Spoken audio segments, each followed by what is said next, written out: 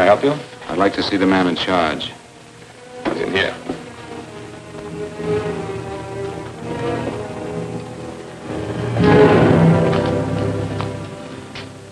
I want to report a murder. Sit down.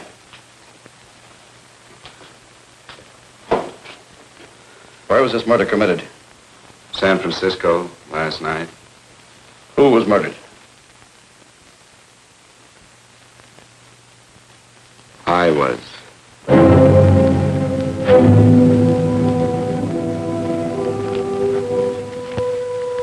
Well, do you want to hear me out or don't you, Captain? I don't have very much time. Your name Bigelow? Frank Bigelow? That's right. Answer the San Francisco APB. Send it direct to Inspector Bannon at Homicide. Tell him we found Frank Bigelow. Go ahead, Mr. Bigelow. Well, this involves some other people, Captain. A number of other people. You tell it any way you like. I live in a little town called Banning out on the desert. It's on the way to Palm Springs. I have a small business there. Paula? Yes, Mr. Bigelow. Give me a copy of Miss Hollis's 48 tax return, will you? Oh, you better get the 47, too. Yes, Mr. Bigelow. I don't think we took any depreciation on that new equipment last year. No, we didn't. I remember you said we could include it all this year. Sure we can. Hey, Frank. Yeah, well. Peterson says he wants a financial statement before he can give me my loan. Hello, Kitty. I will. Well, I'm leaving for San Francisco today, but I'll be back in about a week. I'll take care of it for you then. Sure is a scorcher, isn't it? Well, I've seen him worse. Well, have a nice time, Frank. Yeah, thanks, Will. Paula, why don't you come down to the place and let me give you another permanent? Makes your hair so much easier to manage in all this heat. I can't afford it right now. Maybe next month. Yeah, here it is. No, we didn't take it. Well, we can do it this year. You work it out any way you think best. Have a nice trip, Frank. Sure, Kitty. See you when I get back. Bon voyage. Why don't you come down anyway, Paula? We'll work out a deal on that permanent. Thanks. Maybe I will. Hello? Oh, hello, Mr. Hawkins. Just a moment. Do you want him to send your ticket over? No, I'll pick it up myself. No, never mind. Mr. Bigelow will pick it up at the station. Bye.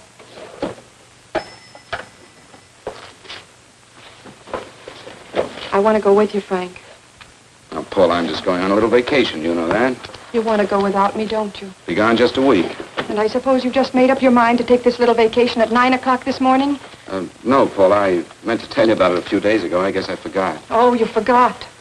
Paula, don't be like that. Don't be like what? You just drop a little announcement that you're going away. Not tomorrow or next week or next month, but today. No explanations, nothing. And I'm supposed to swallow the excuse that you need a little vacation. I just want to get away from town for a few days, that's all. Get away from this town or get away from me. Oh, Paula, please try to understand. How can you ask me to understand anything like this? No, I'm sorry, but I don't understand. Go to San Francisco, but don't expect me to be waiting for you when you get back.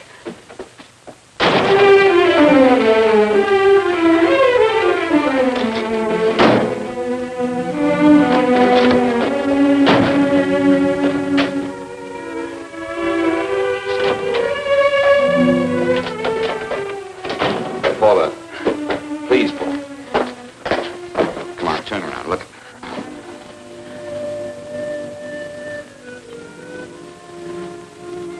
Come here.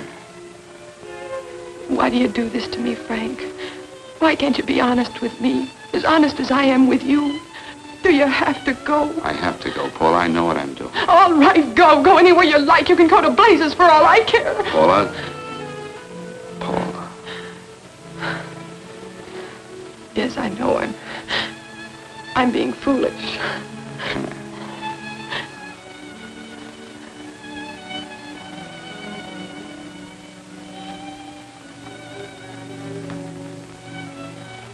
Come on, fix your face. We'll go down to Eddie's and have a drink. All right, why not?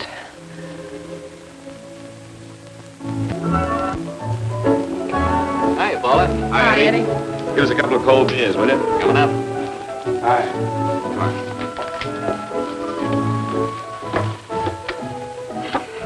What a relief.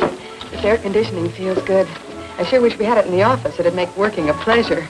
Well, if it stays this hot, don't bother going in the rest of the week. I win 2 races today. How many did you lose? Now, you would have to ask that. Kind of early for you two, ain't it? Too hot to work. That's what I like to hear.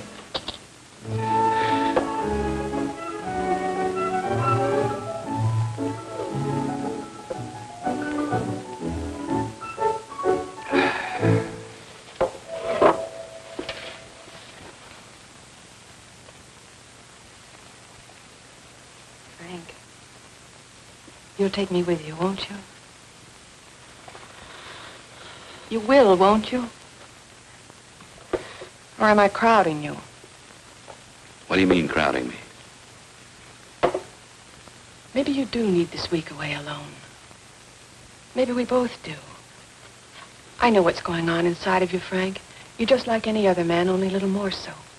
You have a feeling of being trapped, hemmed in, and you don't know whether or not you like it. Look, Paula, I'm going to be honest with you. I care too much for you not to be honest with you. I'm as much concerned for your happiness as I am for my own. I know you've had one bad experience, Frank. I know all about it. But you don't know what it can do to 2 people, Paula. And the woman always gets hurt more than the man.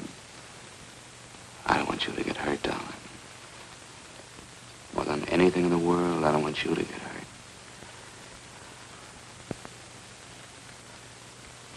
Want to hear some music? All right, Frank.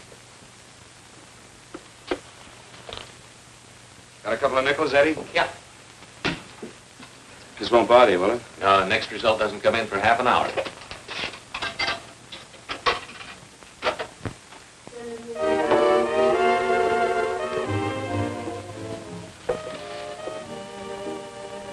I thought that by now we'd be married. No, I'm not going to crowd you anymore, Frank. Go to San Francisco. I don't like it, but I'm convinced that you must go. I want you to be very sure, Frank. If it's right, and I believe it is, we'll have something really wonderful together. If it isn't, we should both know it as soon as possible. So you see, even if I could stop you, I wouldn't do it now.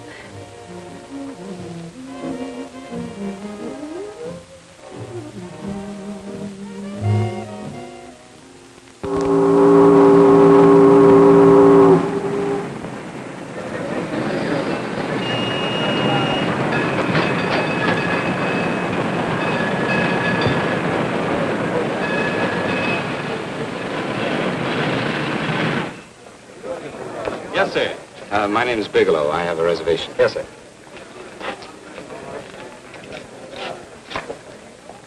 Here we are, sir. My name is Bigelow. I have a reservation. I have it, sir. It's a very nice room on the 6th floor, facing the bay. Boy, this might help you enjoy your stay, Mr. Bigelow. It's a little booklet on how to have fun in San Francisco. Oh, thank you. Very welcome, sir. Thank you. Say, is it always like this around here? No, this is market week, and it's the last day, too. Boy, always around until you need him. Oh, 517? Thank you. Here's a message for you, Mr. Bigelow. Long-distance call came in about an hour ago from Banning, from a Paula Gibson. Oh, thank you. Very welcome. Show Mr. Bigelow to 618. Right this way, Slide.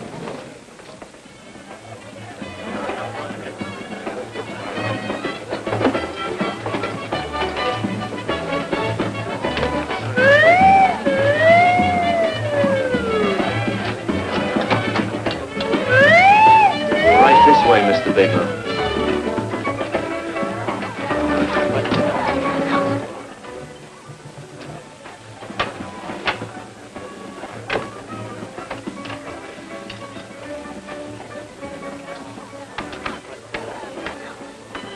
Is there anything else, Mr. Bigelow? Oh, yes, you can get me a dry and hat and a package of razor blades. Yes, sir. Thank you.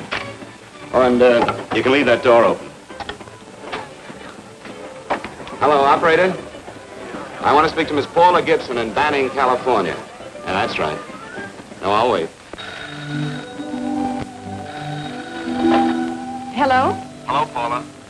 Oh, hello, Frank. How was the trip? Fine, just fine. Having a miserable time, I hope. Well, I don't know. I just got in. What was that? Market week. The place is crawling with traveling salesmen.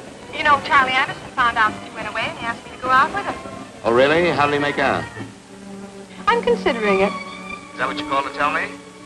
I'll have you know that this call is strictly business, Mr. Bigelow. Did a Mr. Phillips phone you? Eugene Phillips of Los Angeles. No. He will. He phoned the office 3 times today.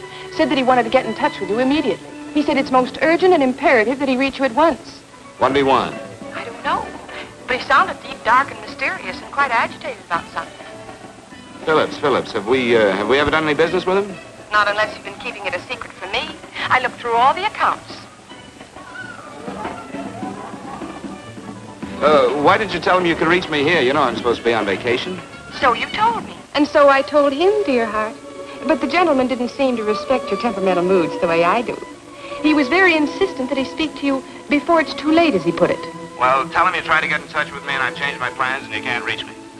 He won't talk to me. I told him that I was your confidential secretary, but I guess I didn't sound confidential enough. So I told him that he could reach you there this evening. Well, call him back. If it's as important as he says it is, he'll talk to you. Otherwise, he'll just have to wait until I get home. My, aren't we adamant this evening? All right, shall do. And Frank, Yeah? I don't quite know how to say this. Say what? Well, what I want to say is that there's nothing you can do that you ever have to feel guilty about. Oh. Sure. Thanks, Paula. I'll call you tomorrow. Right.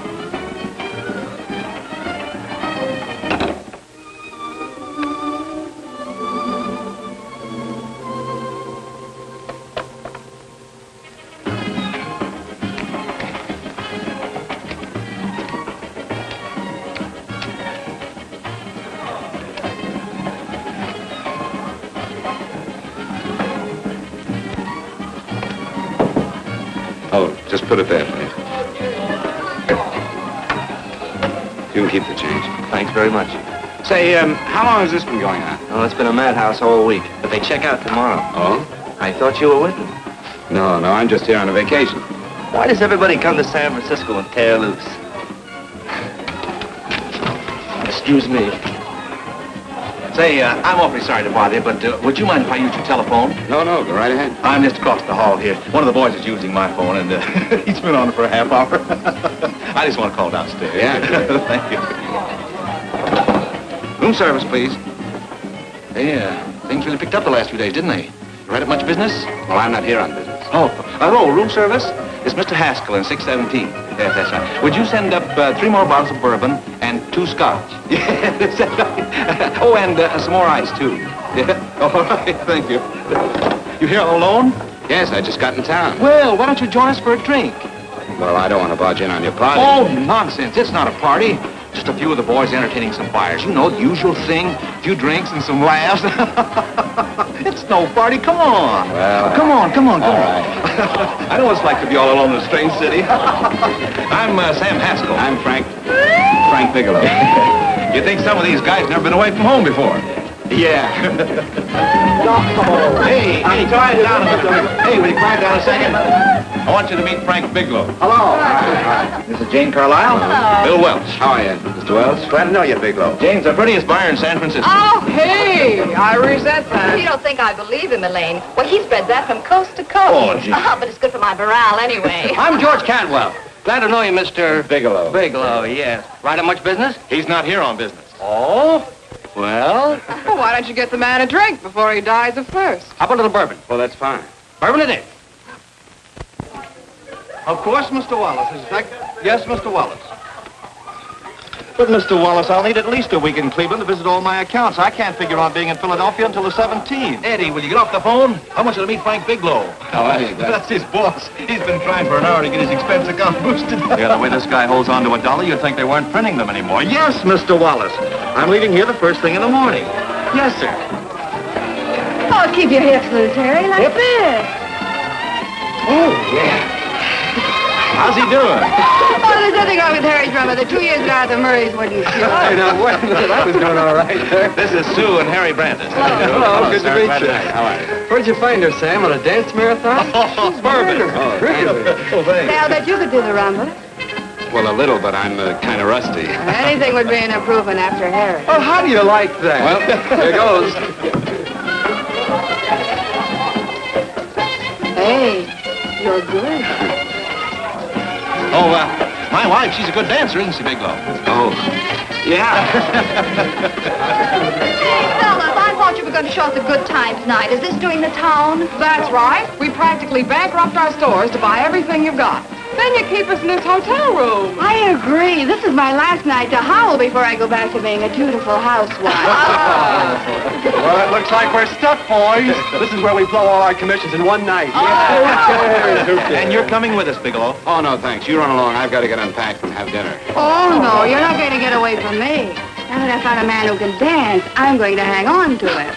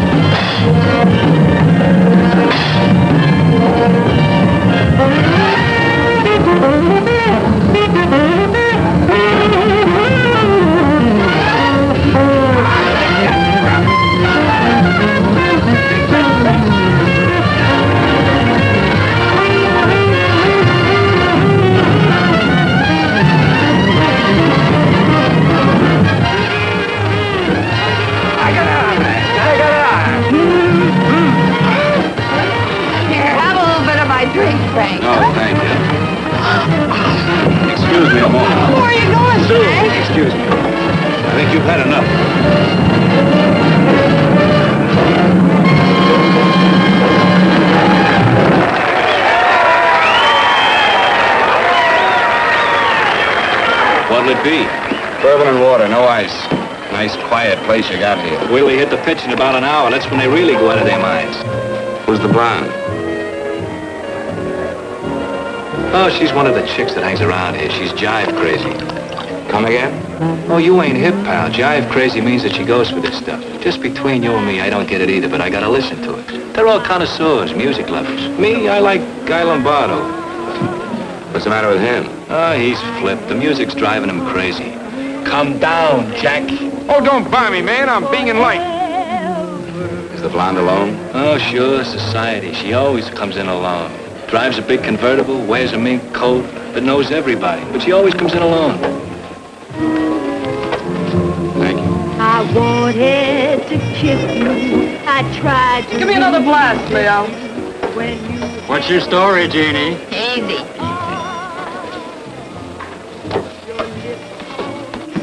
Hello. Easy.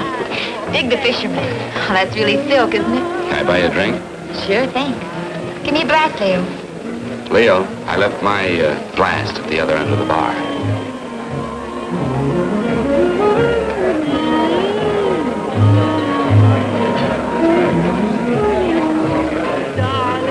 My name is Jeannie. What's yours? Frank? I've never seen you here before, Frank. Well, I've never been here before.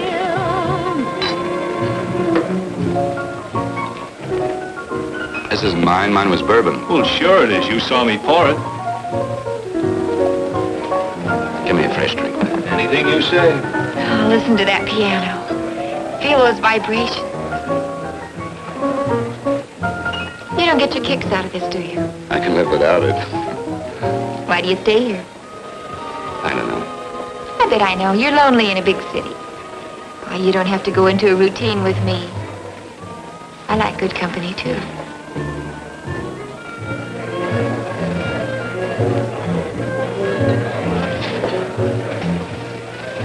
Say, there are some people there I want to avoid. Couldn't we get out of here? Let me think about it. Oh, come on. How about going somewhere else, then? Why don't you meet me later? Okay. Where?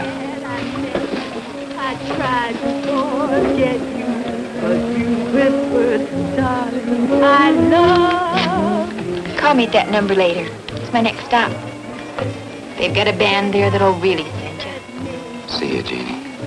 Easy.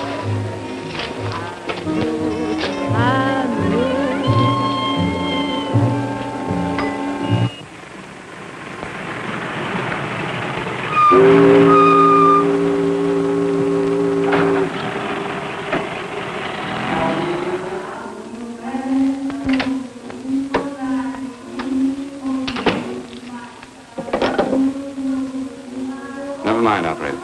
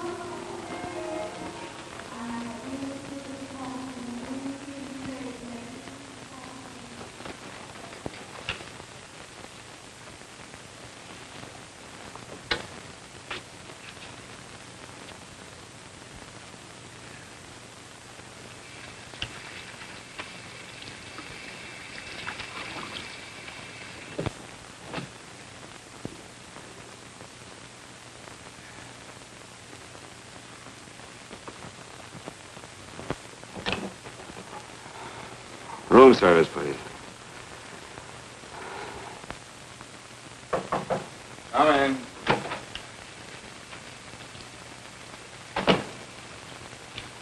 Be right with you, waiter. Yes, sir. Rest well, sir? Yeah, sure. May I? Go ahead. It's on there for you. Thank you, sir. Would you like anything else? Oh, thank you, that's all. Waiter, Yes, sir. take this away. Is there anything wrong, sir? No, just take it away. I don't even want to look at it. Are you all right, sir? Yeah, sure. All right, I just had too big a night, I guess, that's all. Need some fresh air. Of course. Thank you, sir.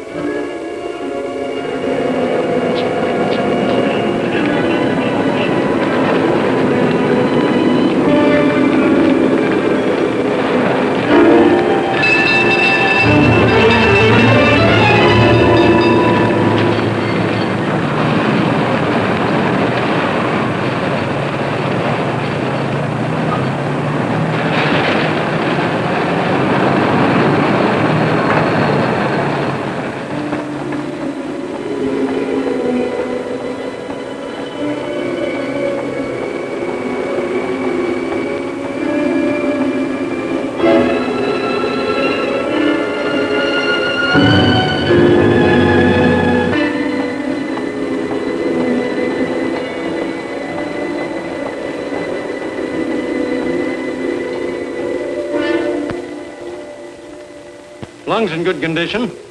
Blood pressure normal. Heart fine. Well, it's a good thing everybody isn't like you, Mr. Bigelow. Put us doctors out of business. I'm glad to hear it, Doctor. I was a little worried. Don't let a little bellyache worry you. Could be just the change of climate. Well, it isn't exactly an ache, Doctor. It's kind of hard to describe the feeling.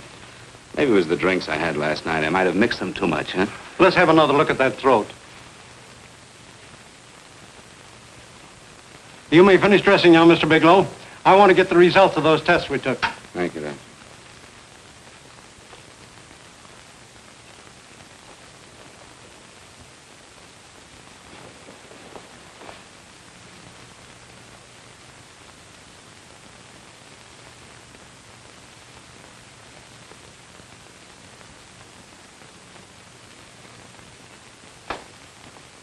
Mr. Bigelow, this is Dr. Schaefer.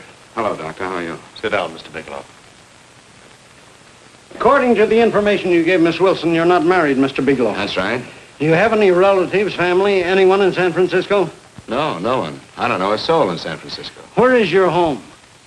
What is this, Doctor? Why all the questions? You're a very sick man, Mr. Bigelow. Sick? But you told me I was in good shape. Yes, I know. But my preliminary examination didn't reveal your true condition. You sound as if it's pretty serious, Doctor. It's extremely serious. I want you to understand that we wouldn't tell you something like this unless we were absolutely certain. Well, of course, of course. You must steel yourself for a shock, Mr. Bigelow. Well, go on, Doctor. What is it you're trying to tell me? Our tests reveal the presence in your body of a luminous toxic matter. What is that exactly? A poison that attacks the vital organs. Poison? We have no alternative but to tell you this. Your system has already absorbed sufficient toxin to prove fatal. I wish there was something that we could do. What do you mean, wish? You mean there's nothing? There is nothing anyone can do. This is one of the few poisons of its type for which there is no antidote. Well, this is fantastic. This is the most ridiculous thing. You don't have very long. What do you mean? A day, possibly a week, 2 weeks at the outside. It's hard to say exactly. Well, this is impossible. I don't believe it. You've made a mistake. That's it. It could be a mistake, couldn't it? You have made a mistake, haven't you? Answer me. Dr. Schaefer is an authority on toxicology. Been no mistake, Mr. Bigelow. Do you realize what you're saying? Well, you're telling me that I'm dead. Do you think you can explain my life away in just a few words? Why, I don't even know who you are. Why should I believe you? You must calm yourself, Mr. Bigelow. We want to offer you every assistance that we... Assistance? Who wants your assistance? Who wants anything from you? You're nothing but a couple of phonies. Why, I think you're crazy. That's it. You're crazy. The both of you. You're crazy.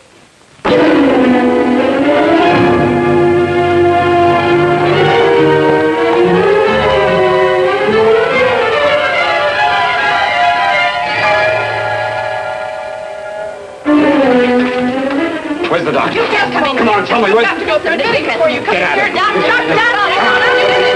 What's the trouble here? What's the matter with you? Doctor, I want you to examine me for luminous poison. Come right in here.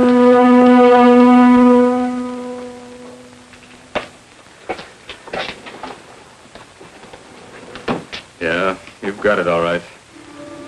Your system has already absorbed it. Are you sure, Doctor? Are you absolutely certain? Couldn't there be some mistake?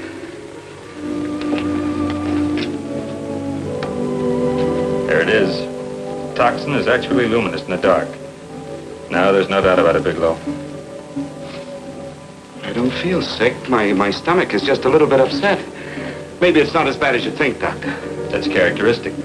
With a heavy jolt, you go suddenly in a matter of hours. But if the stuff is taken in a lesser degree, you last a while, and then...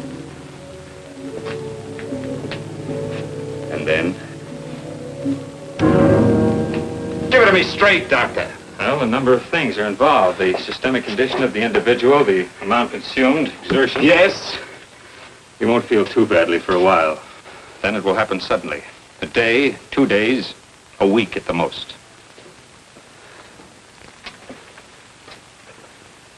A day? 2 days? There's nothing that can be done now. If it had been caught in time, your stomach could have been washed out. But you've had it in you for some time now. For at least 12 hours, haven't you, Bigelow? I don't know. You don't know? No. Don't you know how you got it? No. This is no accident. Somebody knew how to handle that stuff. That wax is tasteless and odorless. The amount of alcohol in your body, you must have got it in liquor. I was drinking last night. Arrange for your admission to the hospital immediately. Of course, I'll have to notify the police. This is a case for homicide. Homicide? I don't think you fully understand, Bigelow. You've been murdered.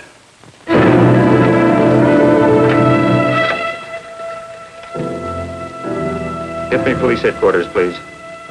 Homicide Bureau.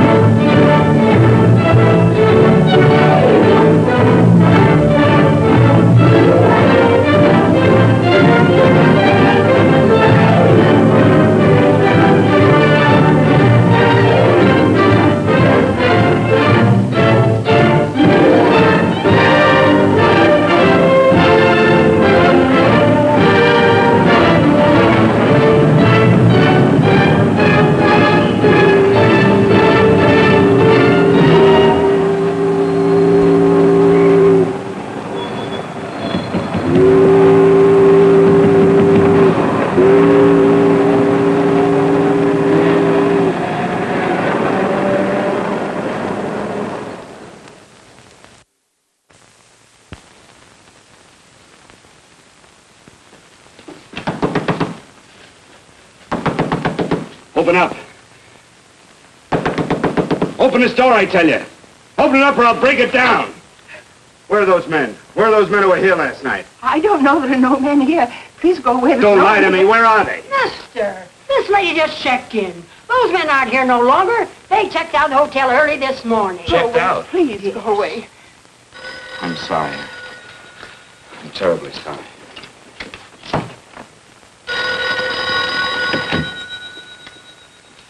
Hello? Please, Mr. Bigelow, my eardrums. Oh, hello, Paula. Your enthusiasm overwhelms me. Why haven't you phoned me, or is there a quota on telephone calls up there? I'm sorry. I've been busy. I'll bet you have. Visiting the museums, no doubt. What's happening up there that's exciting or different? Nothing, not a thing. I'll bet you miss me, but you're too stubborn to admit it. Sure. You know, if you'd like me to come up, I could pack a toothbrush and leave right away. No. Well, you don't have to snap my head off. You could at least make a pretense of missing me. I'm sorry, Paula. Of course I miss you. Listen, Paula, Paula, it's just that I don't feel like talking now. I'll call you later. Don't strain yourself. You phone me sometime when you feel more like talking. Oh, by the way, I called that Mr. Phillips back. Phillips? Yes, you know, the man that tried to reach you. Well, I'm afraid you'll never know why it was so important that he speak to you. His office said he died yesterday. Frank, are you there? Did you hear me? Died? When? Yesterday. So you won't have to bother your little head about him anymore. You can just go ahead and have fun. Paula, what did he die from? Do you know? I suppose he died from whatever people usually die from. Well, didn't they tell you? Don't you know? What are you getting so excited about? You said you didn't even know the man. Listen, where's his office located? What difference does it make? You can't talk to him now. I told you the man's dead. Paula, will you stop talking so much and tell me where his office is? All right. It's the Phillips Importing and Exporting Company, Bradbury Building, Los Angeles. Bradbury Building, Los Angeles. That's right. Say, this is really a switch. Listen, if you want to reach me, I'll be in Los Angeles. Are you out of your mind? I'm sorry, Paula. I've got to hurry. Wait a minute. Where in Los Angeles? The Allison Hotel. Goodbye, Paula.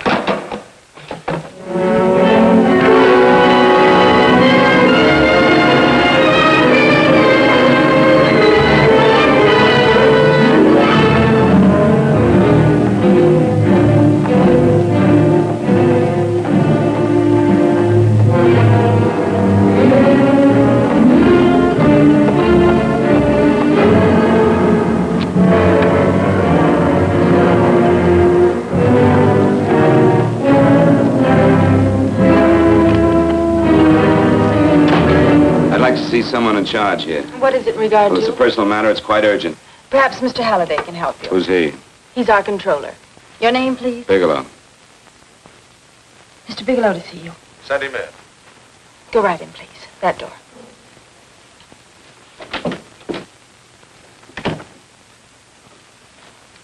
Mr. Bigelow? How are you, Mr. Halliday? What can I do for you?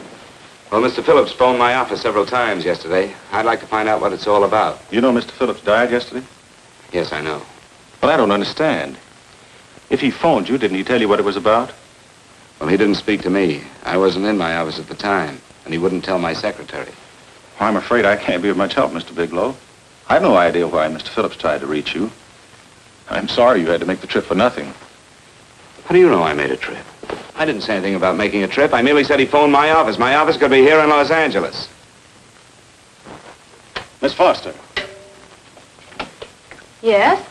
didn't you mention something yesterday about Mr. Phillips speaking with Mr. Bigelow in San Francisco? I said that he had phoned Mr. Bigelow's office in Banning, but that Mr. Bigelow was staying at the St. Francis Hotel in San Francisco.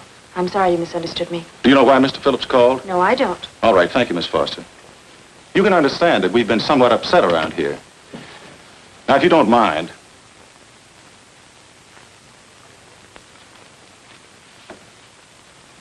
Did Mr. Phillips have a wife, family, anyone that could help me? you can't intrude on people at a time like this just to satisfy some curiosity. It isn't just curiosity. Then I suggest you wait a week or so. I can't wait. Well, I'm sorry you'll have to. Well, there's always a phone book. You're a pretty aggressive fellow, Bigelow. Are you quite sure that this is as important as you make it appear to be? It's important. Mrs. Phillips lives at the Sunset Arms Apartments. Thank you. I needn't tell you she's under a strain. I suppose you're capable of using a little more tact with her than you demonstrated with me. I think I can handle it. By the way, what was the cause of Mr. Phillips' death? Suicide. He leaped from the balcony of his apartment. Thank you.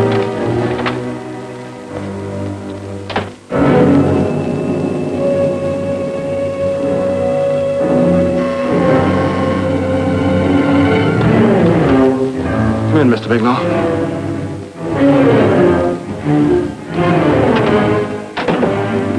I'm Stanley Phillips, Eugene's brother. Halliday phoned that you were coming.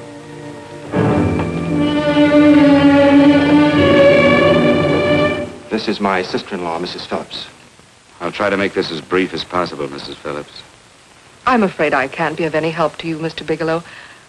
I haven't the slightest idea why my husband wanted to speak to you. Well, I guess Halliday covered just about everything.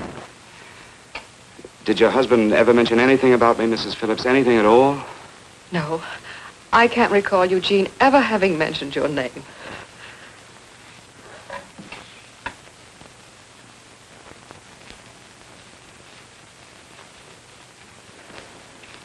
I hate to ask you this, Mrs. Phillips, but it's of vital importance to me. Do you know why your husband committed suicide? Oh. You're certainly not the most diplomatic person in the world, are you, Bigelow? Were you a friend of my brother's? I never met him.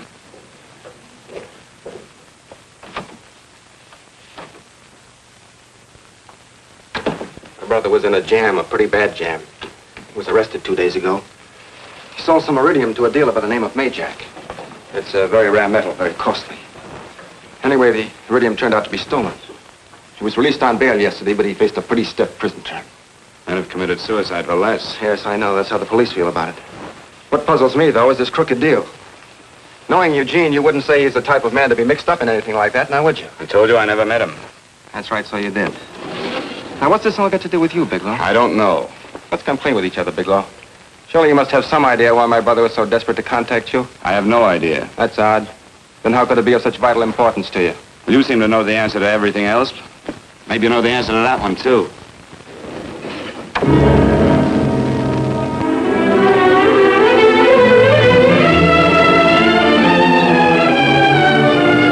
There's a message here for you to call operator 82 at Banning. Oh, thank you. Show Mr. Bigelow to room 821. Say, would you have the operator put this call through to my room right away? I'll take it up there. Thank you.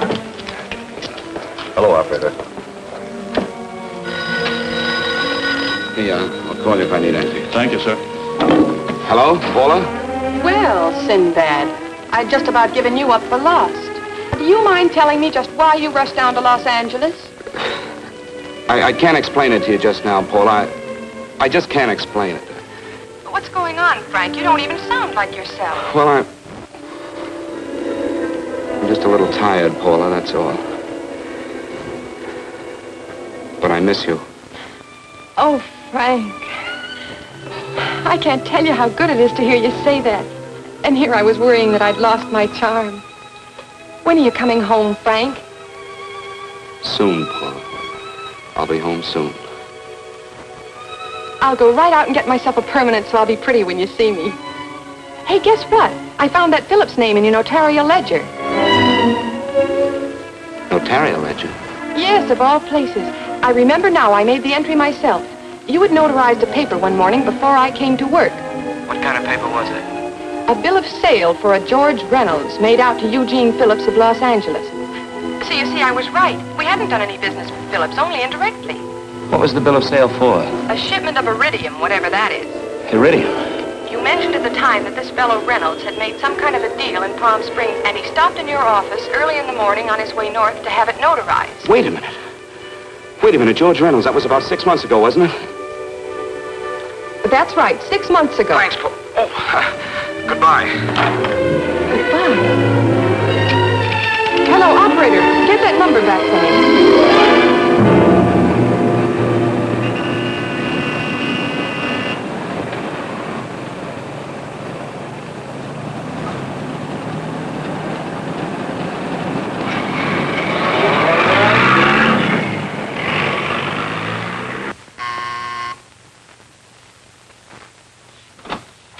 I've got to talk to you, Mrs. Phillips. Please, go away. I want to be left alone. But I found out why your husband wanted to see me. It was in connection with a bill of sale. Come in. Thank you. What do you know about a man named George Reynolds? George Reynolds? Yes. Why, that's the man my husband claimed sold him the iridium. And what did Reynolds claim? Reynolds disappeared. Yes? About 2 months ago, my husband grew suspicious that something was wrong. Since then, he tried in every way to locate Reynolds, but could find no trace of him. But I don't get it. Your husband could have proved he made a legitimate deal by showing the bill of sale he got from Reynolds. Then there was a bill of sale? Yes, of course there was. My husband swore there was, but at the time of his arrest, he couldn't find it. It was mysteriously missing. Well, then, if your husband could have shown proof, it would have been George Reynolds who would have faced the prison term. Eugene was convinced that Reynolds had stolen the bill of sale. He was the only one who had reason to eliminate evidence of the transaction. Thank you, Oh, if you'd only come sooner, Mr. Bigelow. My husband might be alive today. I know.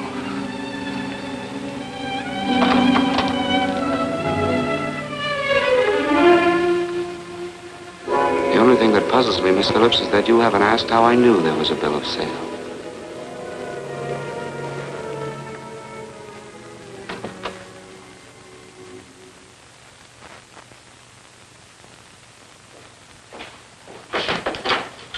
Mr. Holliday isn't in. He should be back shortly.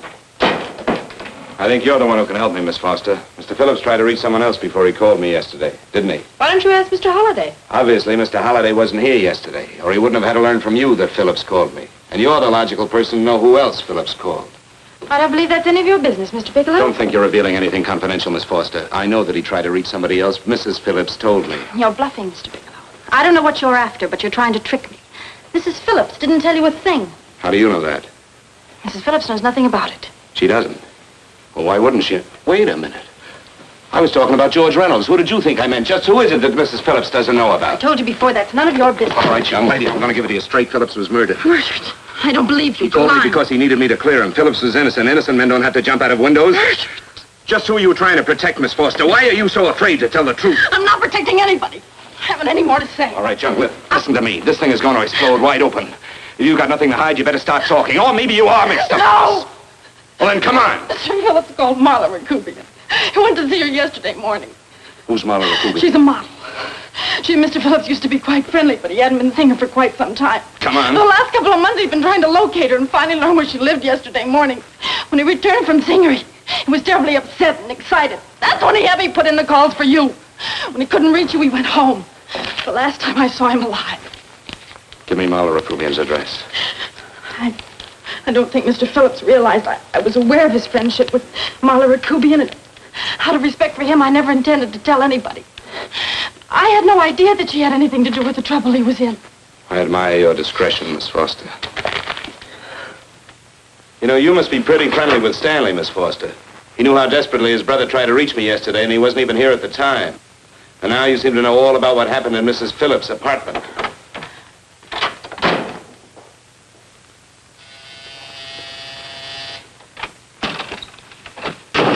Miss Rakubian? Yes? What do you want? Get out of here or I'll call the Go police. ahead, call him.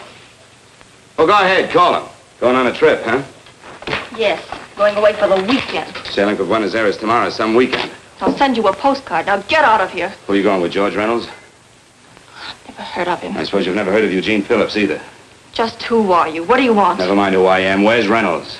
I told you I don't know him. Now will you get out of here and leave me alone?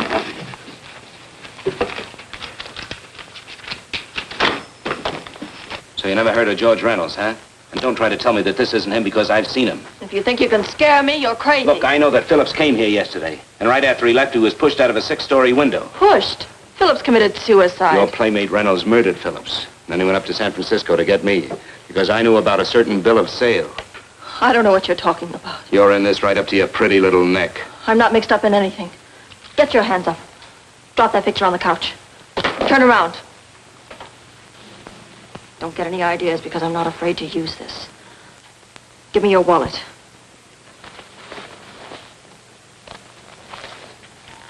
Frank Bigelow, Hotel Alex. All right, now where's Reynolds? I don't know. I don't know where he is. Is that what you told Phillips yesterday? I told him exactly what I'm telling you. I haven't heard from him in months. Yeah? You're mighty careful of the picture of a man you haven't heard from in months.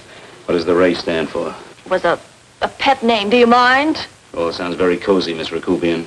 You and Reynolds call each other pet names while you make a sucker out of Phillips. Phillips made the deal because he wanted it. Yeah? I'll bet you weren't above using what it takes to help make him want it. Who's paying for this trip? I am. Really? A first-class trip to Buenos Aires on a model salary. Don't make me laugh. Since you and Reynolds aren't seeing each other anymore, you don't mind if I keep this to you. If I were a man, I'd punch your dirty face in. You know, I really believe you would. Oh, I almost forgot. Your tickets. Don't be surprised if I'm there to see you off.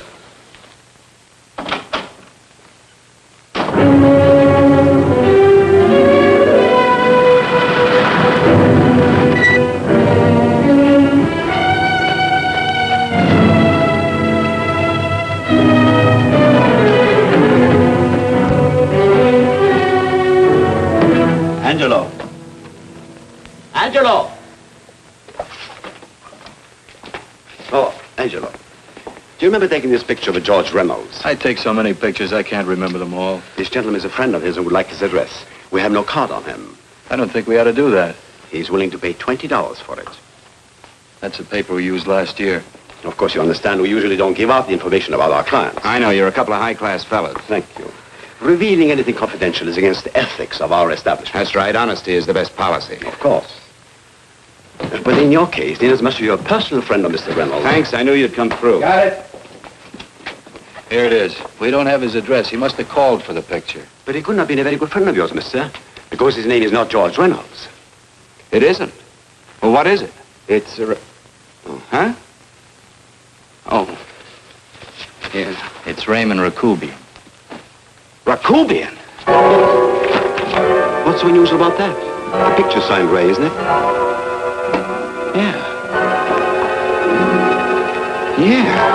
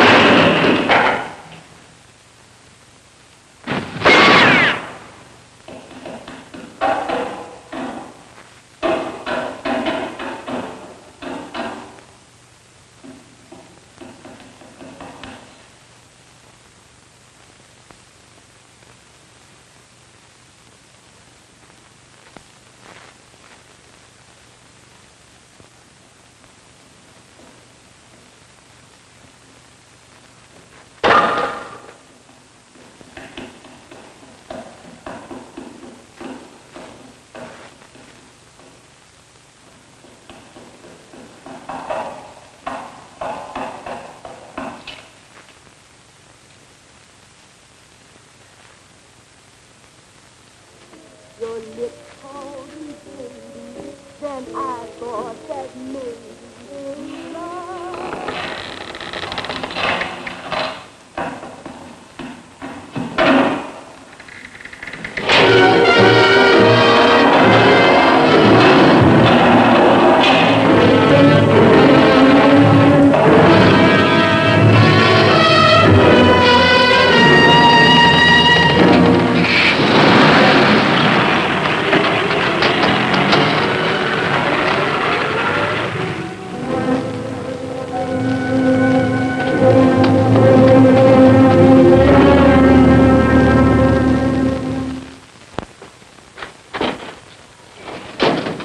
Bigelow, are you all right? Can I get you anything? No, thanks. Do you know this man? No? No, I don't think so. Are you sure you've never seen him? I'm quite sure. Does the name Raymond Rakubian mean anything to you? No, I never heard of him. Why? He also uses the name George Reynolds. This is Reynolds? That's right. Well, where can we find him? That's what I want to know. Tell me something, Halliday. You're the controller here. How come you didn't know about that bill of sale? Phillips made that deal before I came to work here. Yeah, but you still keep records, don't you? For some reason, which is none of my business, Phillips preferred to keep that among his personal papers. Now, does that answer your question? You came in here today asking for some information that you needed, and I tried to be as cooperative as I could. But now you're beginning to annoy me. So get out before I throw you out.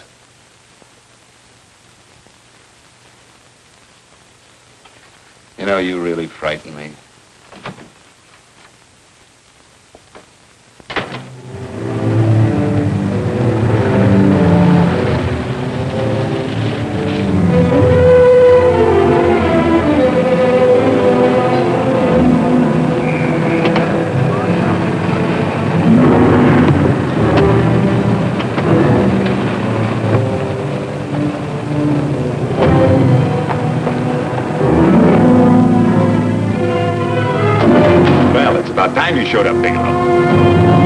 Go ahead, Dave.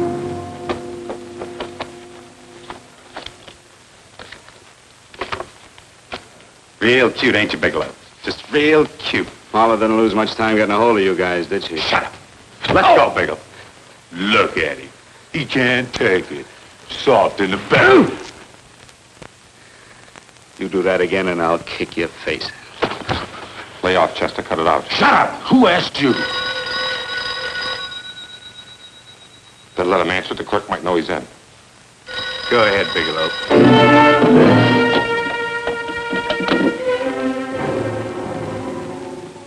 Hello? Frank, why did you hang up on me? I've been trying to get you for hours. I'm sorry, Paula. I was in a hurry. Well, don't be in such a hurry this time. You didn't give me a chance to finish what I had to say. I wanted to tell you that McGowan was in hollering his head off because you didn't go over the books. Tell McGowan to get another auditor. Sure, I'll just do that little thing and lose the best paying account we've got. Do as I tell you, Paula. Frank, are you drunk? Paula, how much we got in the bank? About $2,200. Draw it out tomorrow. Sure. Then what do? Skip town without paying our bills? Forget the bills. You know that coat you always wanted? Buy it. You are drunk. You know, if I didn't have such a good character, I'd be tempted to take advantage of your intoxicated state, Mr. Bigelow. I'm not drunk, Paula. Well, then don't tell me that one day away from me can affect you this way. Cut it short. Paula, Yes? I'm sorry I left you. I never realized how much I love you. But I know it now. Oh, Frank, darling, I love you too so very much. Please come home. I miss you terribly. I said cut it short. I'd just love to let you have it, Bigelow. Let's go, Chester. This guy's kept us waiting long enough now. Walk in front of me, Bigelow. And keep your mouth shut. If you so much as look cross-eyed at anybody, I'll blow the back of your skull out.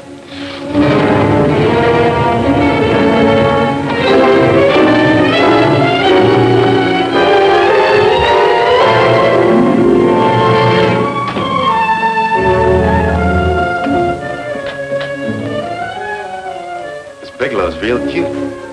He wanted to get tough with Chester. He don't know Chester. Did you get the picture? Don't I always get what Mr. Majak sends me after?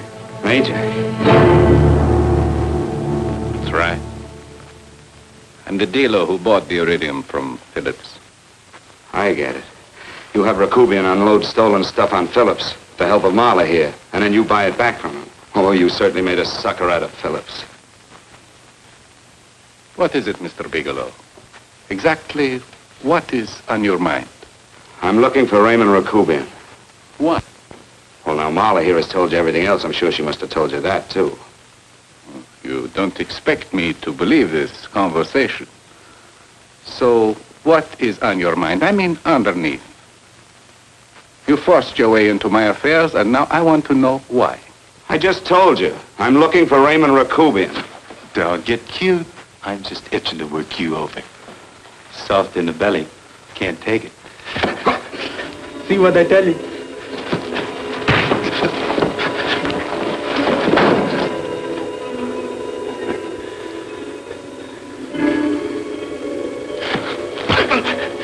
Can't do that to Chester. I'm gonna blow your guts out. Easy. Lay off, Chester, not now. Look at him. He's so scared of Chester, he talk now. He's not afraid, Chester. You can tell from a man's eyes when he is afraid. Look at his eyes.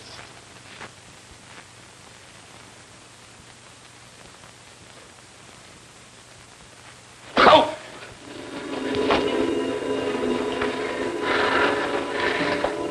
I'm telling you, Majak, you better keep him away from me or he's really gonna have to use that gun. Go away, Chester, please. Do what I tell you, my boy. Please. And help Dave.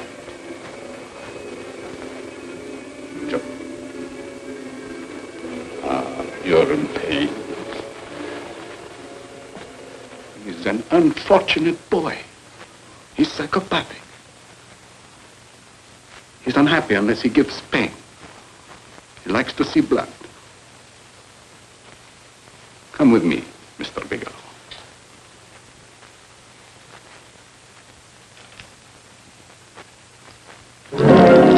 Raymond Rakobian was my nephew. He could not possibly have tried to kill you. He's been dead 5 months.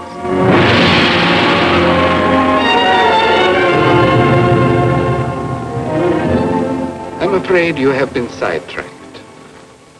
Provided it is true that somebody made an attempt on your life. Somebody made an attempt again today. I had no reason to kill you, believe me. What do you mean you had no reason? I notarized a certain bill of sale. You notarized the bill of sale for Reynolds, not Rakobian. What I told you was true.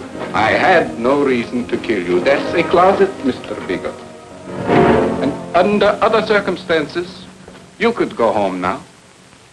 But now you present a problem. You know too much, and I am in danger. Chester! Suppose I were able to prove to you that I only want to find the person who tried to kill me, and I won't cause you any trouble. You know I can go to jail for 10 years for this little business. 10 years. At my age, that's my life. That means my entire life. With my life, I do not take chances. I am sorry, believe me. You want Joe to go with you? No. Just Bigelow and me. And baby Meg's through. But Majak. Goodbye, Mr. Bigelow, and forgive me. Let's go, Bigelow. I guess you won't be there to see me off.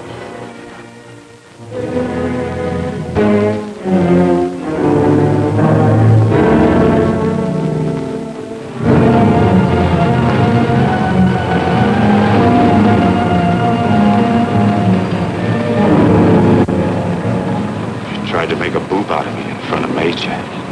You shouldn't have done that, Bigelow. I don't like that. I'm going to enjoy this, Bigelow. I've done jobs like this before. I knocked off guys I could like. But I don't like you, Bigelow. I never liked that puss of yours from the minute I seen it. Yeah. I'm going to enjoy this.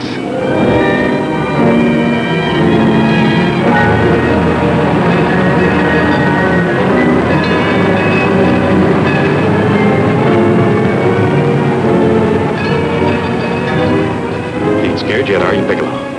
But you'll be scared. Good and scared. I think I'll give it to you in the belly. You don't like it in the belly?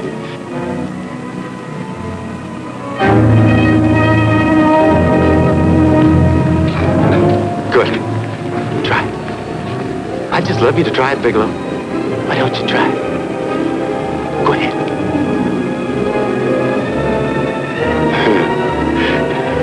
Didn't have the nerve, did you, Bigelow? I think I'll give it to you right in the belly.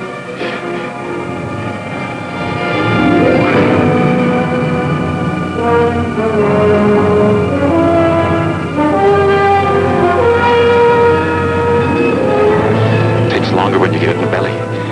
It's nice and slow. That's the way I want to see you go, Bigelow. Nice and slow.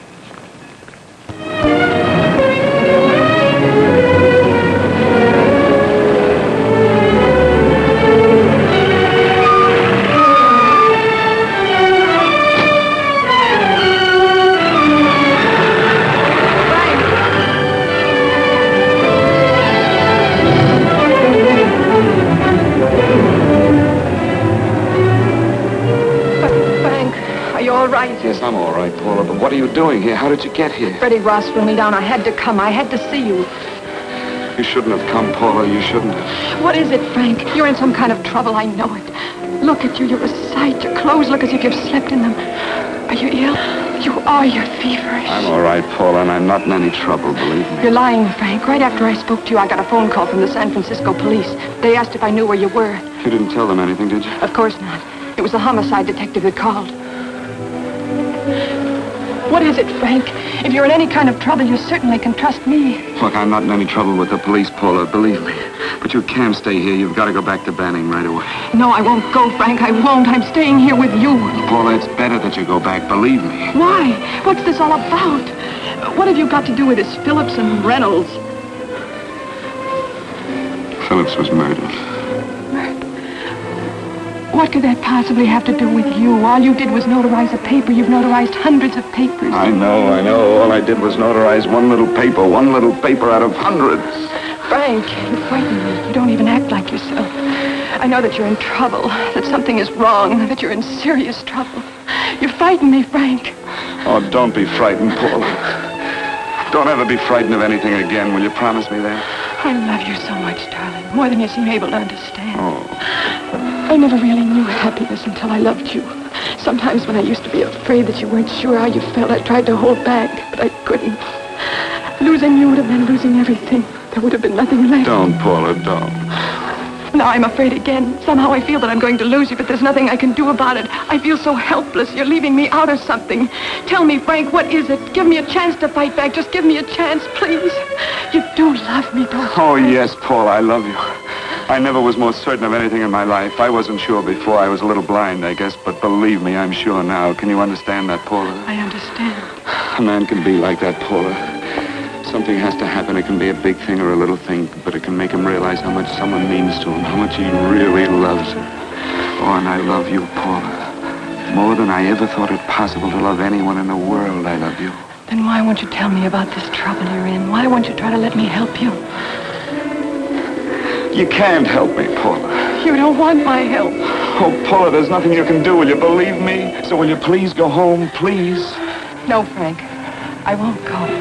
I know you're in trouble. I can't leave you like this. All right, Paula, look, wait for me in the lobby of the hotel, and I'll be back for you soon, I promise. You promise? You're yes, sure? Paula, I promise. Is that a new outfit? Yes. Oh, it's beautiful.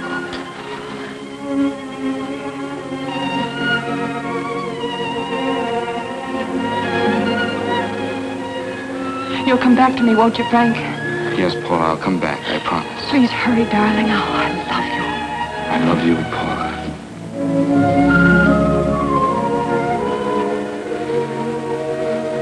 Goodbye, Paula.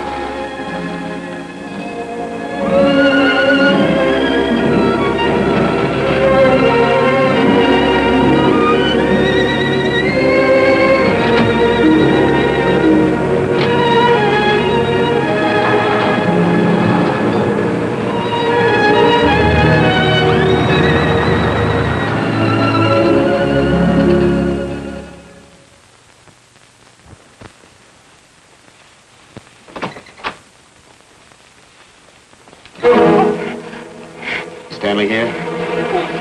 You sure? All right, get in there. Now get Stanley on the phone. Tell him to come over here right away. Use any excuse you want. What are you going to do? What was Stanley going to do when he used me for a clay pigeon today? I don't know what you're talking about. Don't act innocent with me. I fell for that once. I don't know what you mean. I told you everything you wanted to know this morning. Yeah, you told me just enough so I'd get sidetracked and wouldn't know that Stanley was the one I was after.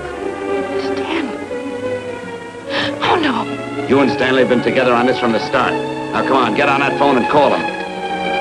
Don't let him know I'm here. Bigelow.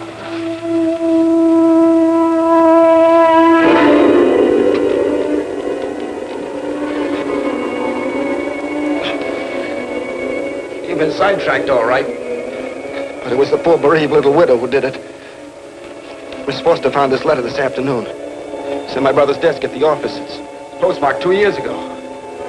It isn't exactly the kind of a letter that a married woman gets from a casual friend. I'm sure my brother wasn't aware that they were so well acquainted when he hired Halliday. What's the matter with him? He hasn't felt right since dinner. Where did he have dinner? At Mrs. Phillips' apartment. Halliday was there, too, and Stanley confronted them with that letter.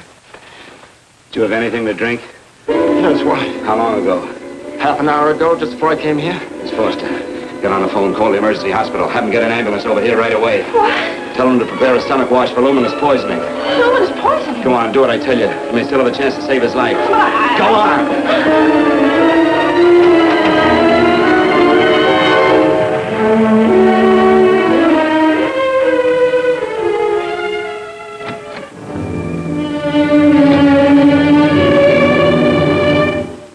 I found George Reynolds, Mrs. Phillips. He's been dead for 5 months. And he didn't steal the bill of sale. No, he didn't. But you could have stolen it. How dare you? You knew who I was when I came here today. But you were surprised to see me alive, weren't you? But I'm not alive, Mrs. Phillips. Sure, I can stand here and talk to you. I can breathe and I can move. But I'm not alive. Because I did take that poison. And nothing can save me. What are you going to do? If I kill you now, I have nothing to lose. No, you've got to listen to me. You've got to give me a chance. But I didn't have a chance. It was Halliday. Believe me, it was Halliday. He made me steal the bill of sale. He planned everything. What about this letter? Your husband knew about you and Halliday. He found it only yesterday. He accused Halliday. They fought, and Halliday pushed him over this balcony.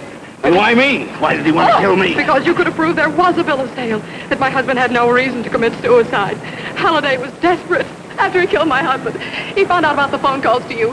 He thought you spoke to him, that you knew enough to involve him.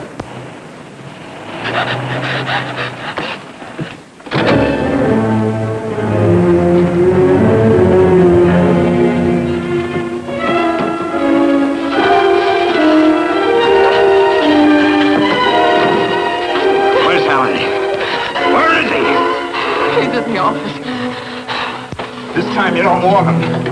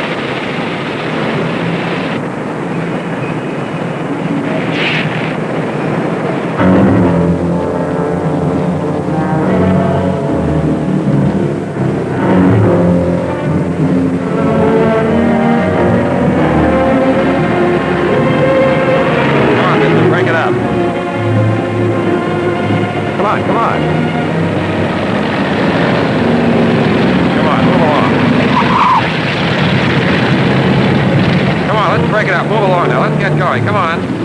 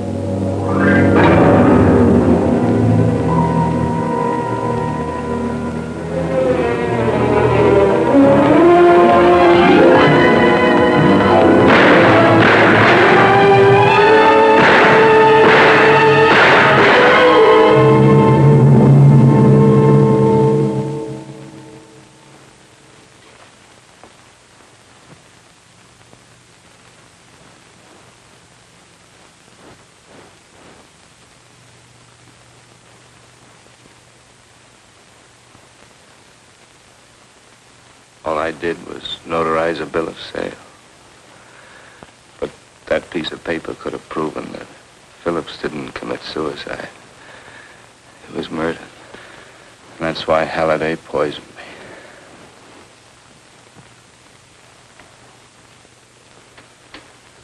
me. Would you?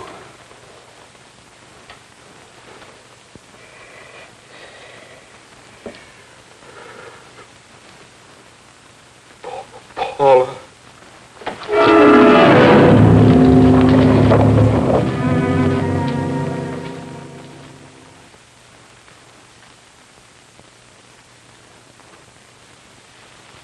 Call the morgue.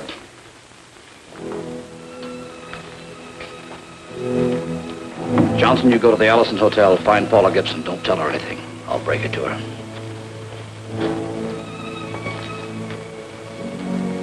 How shall I make out the report on him, Captain? Better make it dead on arrival.